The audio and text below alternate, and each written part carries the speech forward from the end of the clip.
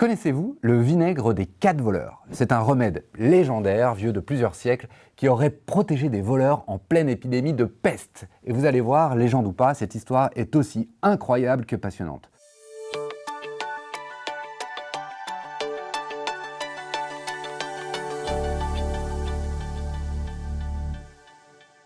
Tout commence en 1721, en pleine épidémie de peste, donc en France.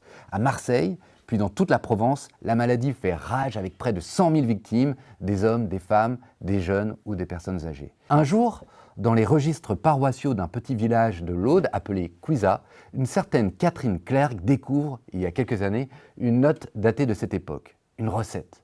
Une recette qui porte un nom intrigant, le vinaigre des 4 voleurs. La légende raconte qu'à Toulouse, 4 voleurs profitaient de la peste pour cambrioler les maisons des malades sans jamais s'exposer eux-mêmes à la maladie ni tomber malades. Une fois arrêtés, ils auraient échappé à la pendaison en livrant leur secret. Une macération de plantes dans du vinaigre qu'ils s'appliquaient sur le corps et le visage. Et c'est ce fameux mélange qui aurait fait leur réputation. Le document retrouvé à Cuisa donne cette formule du vinaigre, de la rue officinale, de la sauge, de la menthe, du romarin, de la lavande aspic, de l'absinthe, de la marjolaine et du camphre. Alors attention, la rue officinale, par exemple, est toxique, donc évitez de tenter cette recette brute à la maison. Mais l'idée d'un vinaigre médicinal aux plantes antiseptiques, elle, est restée.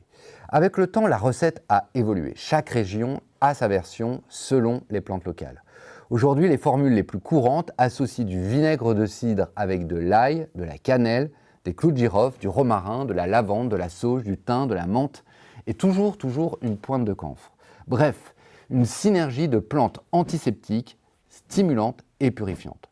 Si bien qu'en 1748, ce remède entre même dans la pharmacopée française sous le nom officiel de vinaigre antiseptique. Et la bonne nouvelle, c'est que vous pouvez fabriquer cette recette chez vous facilement. Il suffit de prendre un bocal en verre, d'y mettre de la sauge, du romarin, du thym, de la lavande, environ 20 g de chaque plante. Ajoutez une gousse d'ail, un bâton de cannelle, quelques clous de girofle et de recouvrir le tout avec du vinaigre de cidre bio. Vous laissez macérer 3 semaines, vous filtrez et voilà, vous avez un vinaigre des 4 voleurs maison qui se conservera jusqu'à 18 mois.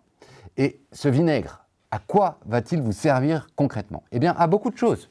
En usage interne, c'est-à-dire en l'avalant, eh bien, vous pourrez prendre une cuillère à soupe par jour dans un verre d'eau tiède pour renforcer vos défenses naturelles. 3 cuillères par jour si vous êtes déjà malade. En gargarisme, vous pourrez également utiliser cette recette contre des maux de gorge. En inhalation, vous pourrez dégager vos voies respiratoires. Enfin, cette recette pourrait être utile aussi pour soulager des maux digestifs. En usage externe, vous pourrez désinfecter une plaie avec le vinaigre des 4 voleurs, vous pourrez calmer des démangeaisons, apaiser des piqûres d'insectes, soulager des courbatures, assainir votre cuir chevelu et faire briller vos cheveux. Et même chasser les poux pour vos enfants.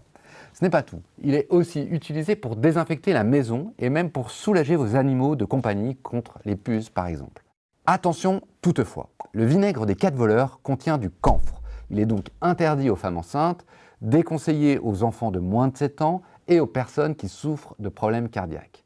Et comme toujours, avant de tester, demandez conseil à votre médecin ou bien à votre pharmacien. Vous l'aurez compris, le vinaigre des 4 voleurs n'est pas qu'une légende. C'est aujourd'hui devenu un remède traditionnel qui a traversé les siècles et qui reste encore utilisé. Et voilà, c'est tout pour aujourd'hui. Si cette vidéo vous a appris quelque chose, surtout n'hésitez pas à lui mettre un petit pouce, abonnez-vous et dites-moi en commentaire ce que vous en pensez.